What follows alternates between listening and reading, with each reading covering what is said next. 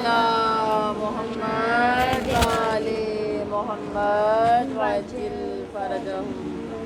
نعرہ تکبیر، اللہ اکبر، نعرہ تکبیر، اللہ اکبر. نعرہ رسالت، یا رسول اللہ، نعرہ رسالت، یا رسول اللہ. نعرہ حیدری، یا علی، حیدری، یا علی. نعرہ حیدری. یا دونوں علی. ہاتھ بلند کر کے نعرہ حیدری، یا علی. نعرہ حیدری. یا علی.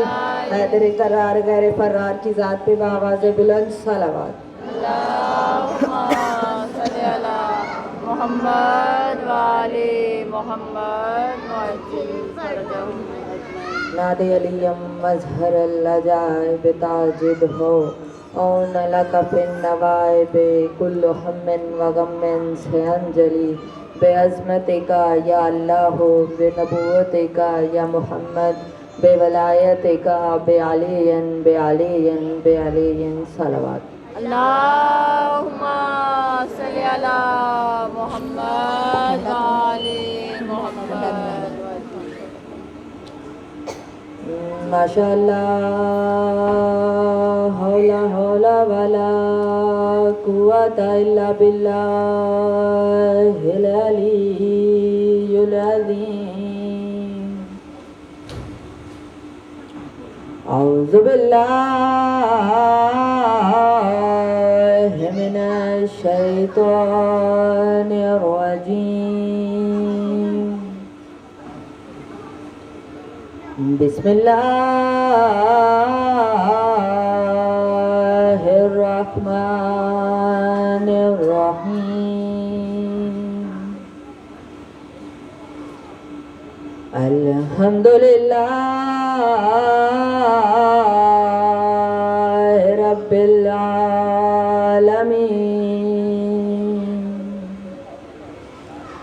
الصلاۃ والسلام علی اشرف الانبیاء والمرسلین وخاتم النبیین بالقاسم محمد. اللہم صلی علی محمد و آل محمد وعجل فرجهم. وآلہ الطیبین الطاہرین المعصومین المنتجبین المظلومین صلوات. اللہم صلی علی محمد و آل محمد وعجل فرجهم اجمعین. السلام علیکہ یا ابا عبداللہ وعلی الارواح التي حلت بفنائک. علیک منی جمیعا سلام اللہ ابدا ما بقیت و بقی اللیل والنہار ولا جعلہ آخر لحظ منی لزیارتکم. السلام علی الحسین وعلی علی ابن الحسین وعلی اولاد الحسین وعلی اصحاب الحسین صلوات. اللہم صلی علی محمد و آل محمد وعجل فرجهم اجمعین. انا للہ و انا الیہ راجعون. یہاں ایک بات رک کر کرنا چاہوں گی کہ اہل بیت کو جب رویا جاتا ہے نا، ان آنسوؤں کی کتنی اہمیت ہے جو غم حسین میں بہائے جاتے ہیں، جو غم حسین میں آنسو بہائے جاتے ہیں. خدا نے ان آنسوؤں میں شفا رکھی ہے. ایران کا ایک شخص ہے، کہتے ہیں کہ مولا کے حرم میں خادم تھا. کچھ عرصہ گزرا اور وہ بیمار ہو گیا. جب وہ بیمار ہوا تو ڈاکٹر کے پاس جب وہ اس کو لے جایا گیا تو ڈاکٹروں نے جواب دے دیا. اس کی ماں نے پھر بھی کہا کہ کچھ عرصہ اسے رکھ لیجئے، شاید یہ ٹھیک ہو جائے. لیکن کچھ عرصہ گزرا، اس کو نہ جانے ایسی کون سی بیماری ہو گئی کہ اس کی کمر میں بھی کیڑے پڑ گئے اور آہستہ آہستہ وہ بولنا بھی چھوڑ گیا۔ اب ڈاکٹروں نے کہا کہ اسے یہاں رکھنے کا کوئی فائدہ نہیں، اسے گھر لے جاؤ۔ اب اسے جب گھر لایا گیا تو کہتے ہیں اس گھر میں ایک سرداب تھا، وہاں اسے اس کی ماں نے لٹا دیا۔ جب وہاں اسے لٹا دیا، لیکن پھر بھی وہ شخص کہتا ہے کہ مجھے امید تھی کہ امام حسین مجھے شفا ضرور دیں گے۔ جب اسے وہاں لٹا کر اب یکم محرم ہو گئی، اس کی ماں آئی، کھا پی تو وہ کچھ سکتا نہیں تھا، اس کے پاس آئی اور کہنے لگی کہ میں مولا حسین کی مجلس میں جا رہی ہوں، تو اگر تمہیں کچھ چاہیے تو بتا دو۔ کہنے لگا کہ نہیں، مجھے کچھ نہیں چاہیے۔ اس کی ماں مجلس میں چلی گئی۔ جب مجلس میں چلی گئی تو کہتا ہے کہ میں زارو قطار رو رہا تھا اور کہتا جا رہا تھا کہ مولا حسین مجھے شفا دے دیں، میں نے اتنے عرصے آپ کے زائرین کی خدمت کی ہے، مولا مجھے شفا دے دیں۔ کہتا ہے کہ میں جب یہ کہہ رہا تھا تو میں نے دیکھا ایک کبوتر ہے جو اس کمرے میں داخل ہوا ہے۔ جیسے ہی کمرے میں داخل ہوا، نہ جانے اس نے کیا میرے منہ میں ایسی چیز ڈالی کہ مجھے کچھ استراحت ہو گئی، مجھے کچھ استراحت یعنی کچھ آرام مل گیا۔ کہتا ہے جیسے ہی مجھے کچھ آرام ملا میں سمجھ گیا اسے مولا نے بھیجا ہوگا، اسے مولا نے بھیجا ہوگا۔ اگر یہ یہاں سے اڑ کر ابھی چلا گیا تو میں سمجھوں گا نہیں یہ خود آیا تھا، اور اگر یہ میرے سینے پر آ کر بیٹھ گیا یا میرے بستر کے نیچے چلا گیا تو سمجھ لوں گا کہ یہ مولا نے بھیجا تھا۔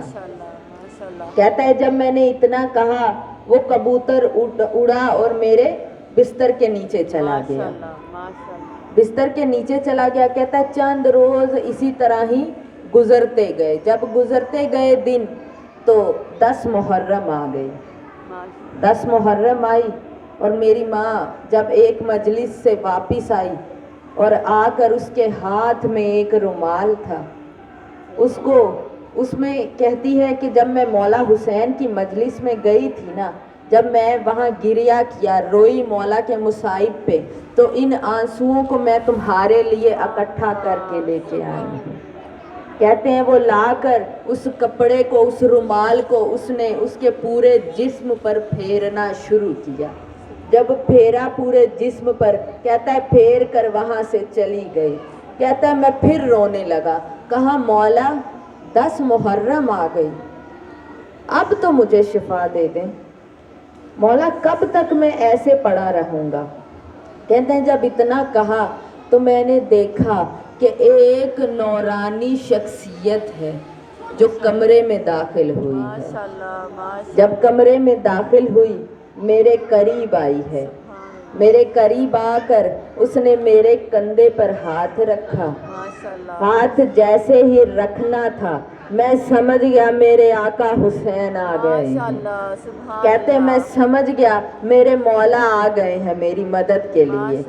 کہتا میں فوراً اٹھا، میں نے مولا کے قدم چومنا شروع کیے، ہاتھوں کا بوسہ لیا، کندھے کا بوسہ لیا۔ مولا نے پوچھا کیا چاہتے ہو؟ میں نے کہا کہ مولا جو میں چاہتا ہوں آپ جانتے ہیں۔ کہا مولا نے اب ہاتھ میرے جسم پر پھیرنا شروع کیا، جیسے ہی پھیرنا شروع کیا میں بالکل ٹھیک ہو گیا۔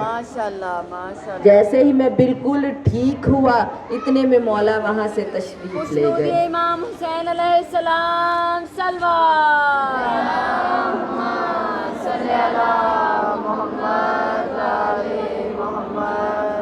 جیسے ہی مولا وہاں سے تشریف لے گئے اتنے میں کہتا ہے کہ میں نے اپنی ماں کو آواز دینا شروع کی۔ کہتا ہے میری ماں گھبرائی ہوئی آئی، دروازے کے باہر کھڑی رہی۔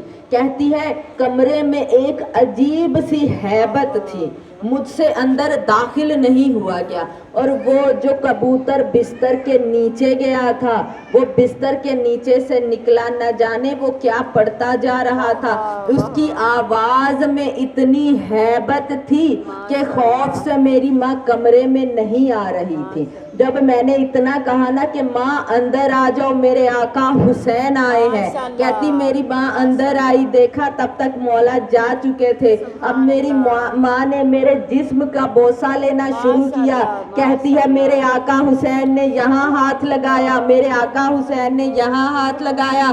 جس چیئر پہ، جس کرسی پہ مولا تشریف رکھے تھے، بیٹھے تھے، کہتے ہیں اس کرسی کو چومنے لگی، کہنے لگی میرے آقا حسین یہاں بیٹھے تھے۔ اتنی شفا رکھی ہے مولا نے ان آنسوؤں میں۔ آج 9 محرم ہو گئی، شب عاشور، اور کل 10 محرم۔ صرف ایک رات کے مہمان ہے کربلا میں۔ جب کربلا میں پہنچے ہیں، مولا کے ایک صحابی ہیں، کہتے ہیں کہ مولا پہلے میں میدان میں جاؤں گا، مولا اجازت دیں۔ مولا نے فرمایا کہ نہیں، آپ تو بہت ضعیف ہیں، 90 سال سے زیادہ عمر تھی ان کی۔ کہا مولا میں اپنے ساتھ یہ 3 پٹیاں لے کر آیا ہوں، ایک سے اپنے سر کو باندھوں گا تاکہ میری آنکھیں کھلی رہیں، ایک سے اپنی کمر باندھوں گا تاکہ میری کمر سیدھی رہے، اور مولا جب میں گھوڑے پر سوار ہو جاؤں تو ایک سے میرے پاؤں باندھ دیجئے گا تاکہ میں گھوڑے سے نہ گروں۔ تو مولا نے فرمایا کہ ابھی رک جاؤ سعید، ابھی ہم یہاں نماز ادا کریں گے، آپ تب تک ہمارے آگے کھڑے رہیے گا، کیونکہ جانتے تھے کہ یہ ایسے مسلمان ہیں جو نماز بھی ادا نہیں کرنے دیں گے۔ اب جیسے ہی مولا نماز کے لیے کھڑے ہوئے ہیں، اب وہ صحابی آگے کھڑے ہو گئے اور تیروں کے وار روکنے لگے۔ 6 تیر لگے ہیں سینے میں اور 1 تیر گردن میں لگا ہے۔ آپ جانتے ہیں نا، تیر کی شکل ایسی ہوتی ہے کہ داخل تو آسانی سے ہو جاتا ہے لیکن اسے باہر کھینچنا بہت مشکل ہوتا ہے۔ تبھی مولا کے اس صحابی کی شہادت ہو گئی۔ اب آہستہ آہستہ مولا کے اصحاب میدان میں گئے، مولا کے اصحاب کی شہادت ہو گئی۔ عصر عاشور سے پہلے نہ جانے کتنے لاشیں اٹھائے ہیں میرے آقا حسین نے۔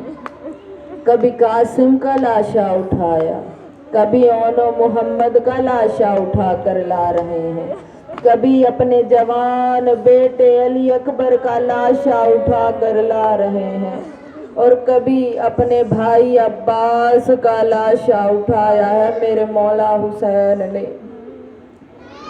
3 رخصت پڑھوں گی مولا کی۔ مولا آئے ہیں سب سے پہلے اپنے بیٹے سجاد کے پاس اور آ کر کہا سجاد میں اب میدان میں جا رہا ہوں۔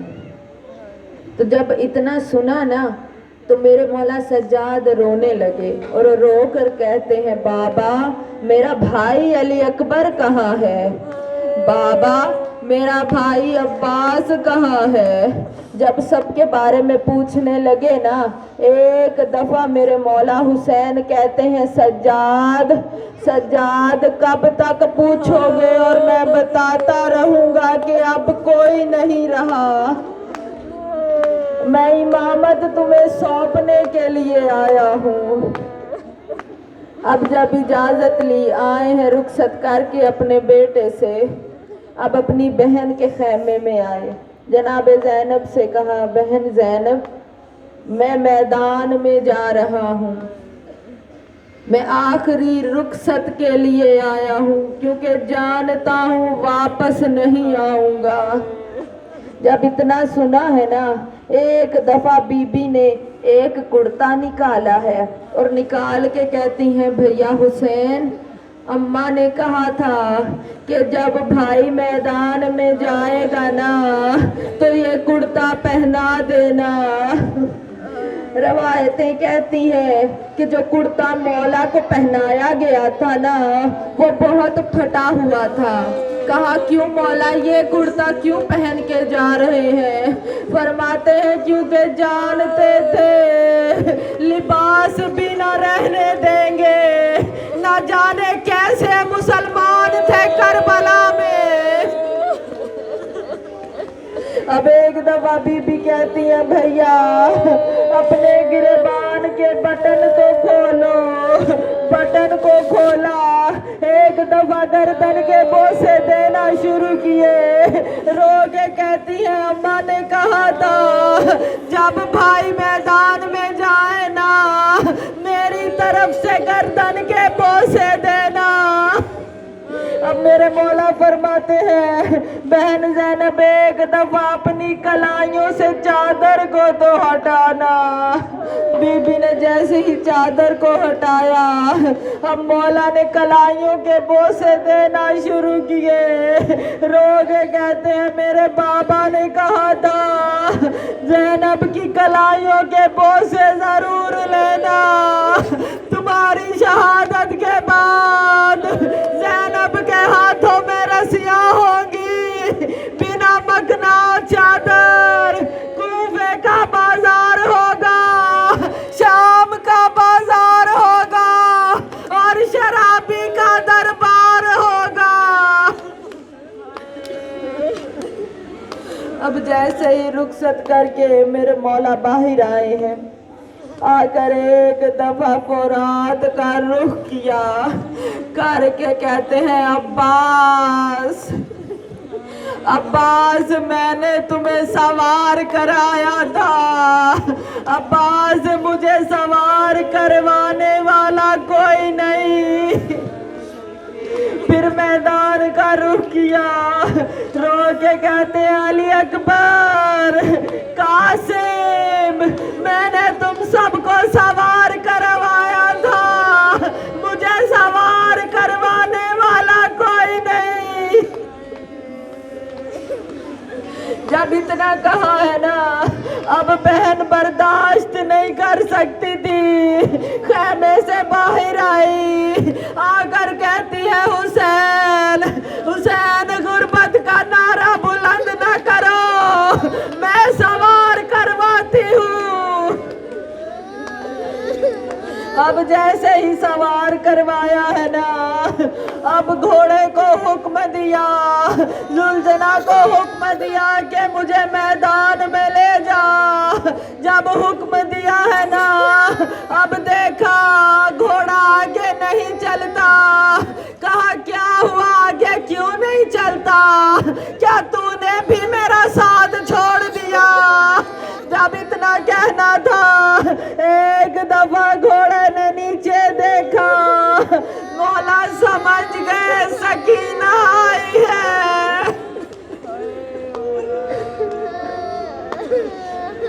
अब जैसे ही मौला फिर घोड़े से नीचे उतरे, नीचे उतर के कहा सकीना क्या बात है? कहा बाबा आप मैदान ना जाए, सुबह से जो भी मैदान में गया वापस नहीं आया। मेरा भाई अली अकबर गया वापस ना आया, मेरे चाचा अब्बास गए वापस ना आए, यहाँ तक के मेरे भाई अली असगर को भी आप ले गए। अब रो के कहती है बाबा जो भी मैदान में गया वापस नहीं आया, बाबा आप मैदान में ना जाए। कहा बाबा अली असगर को तो आप ले गए, मेरे हिस्से में क्या आया? इतना कहना था मौला ने खाके करबला को उठाया, सकीना के सर में डाल दिया। रो के कहती है बाबा ये क्या किया? जब इतना कहा है ना, बाबा ये क्या किया, मेरे मौला रो के कहते हैं सकीना, सकीना तेरे हिस्से में यतीमी आई है। सकीना आज के बाद बाबा का सीना नसीब ना होगा। सकीना जहां अम्मा कहे ना वही सो जाना।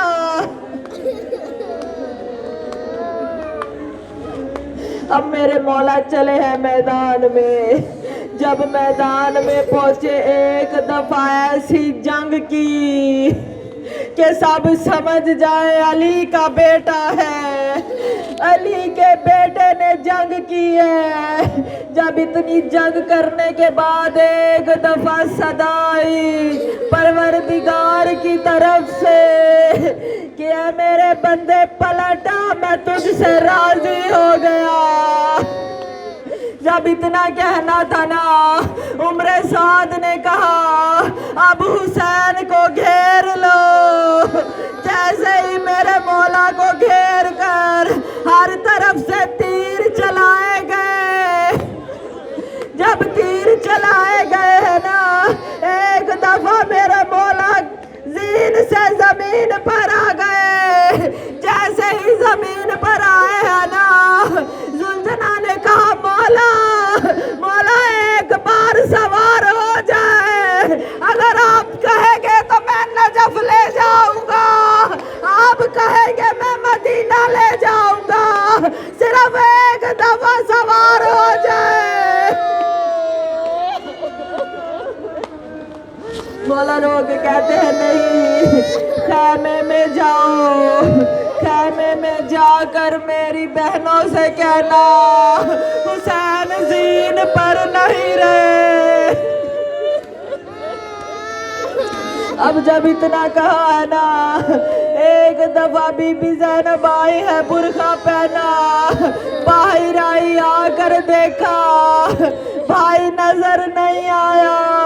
जमीन को हुक्म दिया बता मेरा भाई कहाँ है। हुक्म इलाही से जमीन ऊंची हो गई। जैसे ही ऊंची हुई है ना, मेरी बीबी ने देखा मेरा मौला ना जमीन पे था ना जीन पे था, कई मिनट तीरों पे था।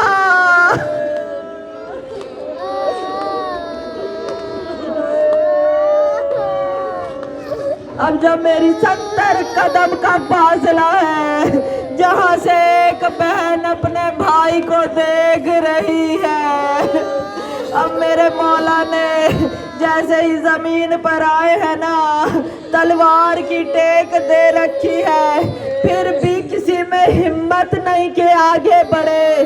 जानते थे ना अली का शेर है, मारना आसान नहीं है।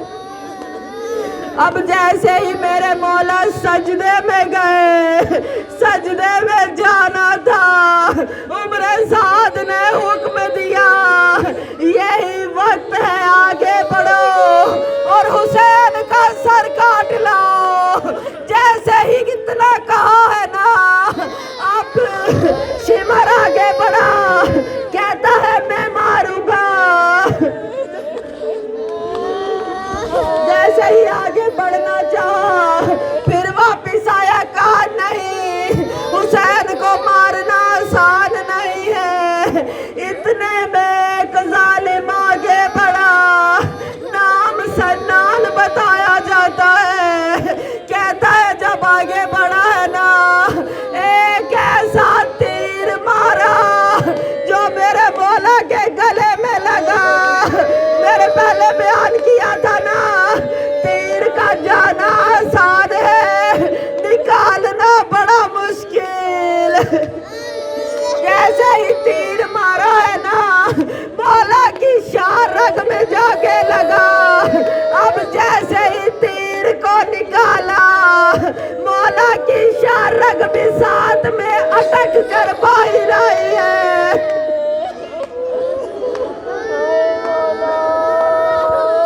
कहता है शिमर आगे बढ़, अब आसान है हुसैन को मारना।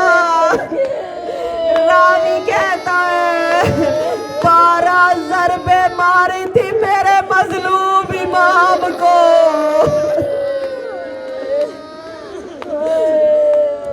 ایک معصوم سے پوچھا گیا, کہا مولا بتائے آپ کے جد کی شہادت کیسے ہوئی تھی؟ مولا رو کے کہتے ہیں میرے جد حسین کو ایک بھیڑ کی طرح مارا گیا. پوچھا کیوں مولا, بھیڑ کی مثال کیوں دیتے ہیں, بکرے کی مثال کیوں نہیں دی؟ رو کے کہتے ہیں عرب میں ایسا ہوتا تھا, کچھ سال ایک بھیڑ کے بچے کو پالا جاتا تھا, جب وہ بڑا ہو جاتا تھا نا تو عرب کے لوگ اسے گھیر لیتے تھے, گھیر کر جس کے ہاتھ میں جو آتا تھا وہ اٹھا کر اس بھیڑ کو مارتا تھا.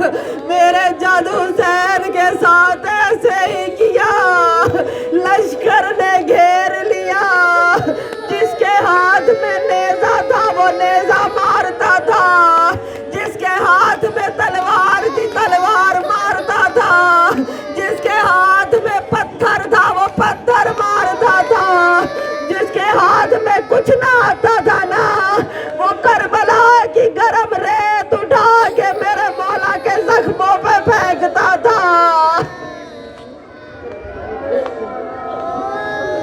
اب سنان کہتا ہے شمر آگے بڑھ, اب آسان ہے حسین کو مارنا. اب جیسے ہی شمر آگے بڑھا ہے نا, مولا کی پشت پر اپنا گھٹنا رکھا, سر سے امامے کو اتارا, ایک دفعہ زینب کو دیکھا, مسکرا کے کہتا ہے دیکھو کیسے تمہارے بھائی کا گلا کاٹوں گا. اب پہلی ضرب چلائی ہے, یا گیا سال مستغیثین, دوسری ضرب چلائی یا رسول اللہ, تیسری ضرب چلائی یا جدہ, 12ویں ضرب چلائی ہے بسم اللہ و باللہ, اے ملت رسول اللہ, انا للہ و انا الیہ راجعون.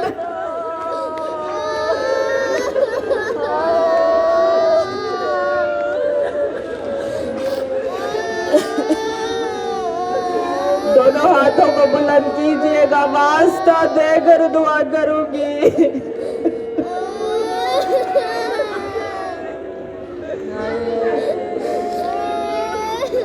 آج واسطہ دیں گے مولا حسین کا, جناب سیدہ کو واسطہ دیں گے.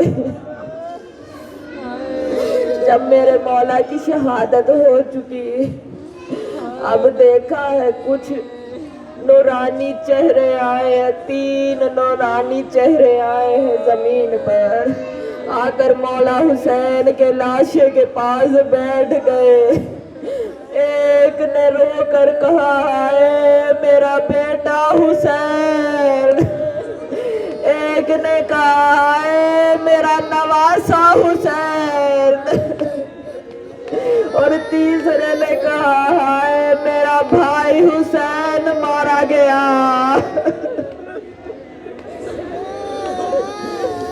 جب اتنا کہا دیکھا ایک عماری ہے, جب زمین پر آئی ہے ایک برقع پوش بی بی ہے جو عماری سے اتری ہے. جب قریب آئی ہے نا اپنے بابا کے سینے لگ کے بہت روئی ہے. رسول اللہ کے پاس آ کر کہتی ہے بابا میں نے چکیاں پیس کر پالا تھا حسین کو, بابا آپ کی امت نے میرا بیٹے کو مار ڈالا, بابا میرا بیٹا مارا گیا.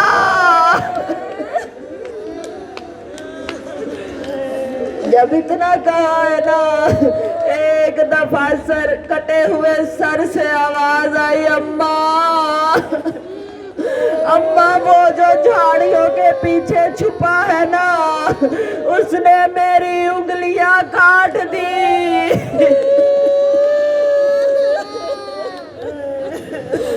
واسطہ دے کر دعا کریں گے اے پروردگار, تجھے مظلوم حسین کا واسطہ، اے پروردگار تجھے غریب حسین کا واسطہ، نہ جانے میرا وقت کا امام کہاں ہے۔ اس دور میں سب سے زیادہ غریب میرا وقت کا امام ہے، اے پروردگار میرے وقت کے امام کا ظہور فرما۔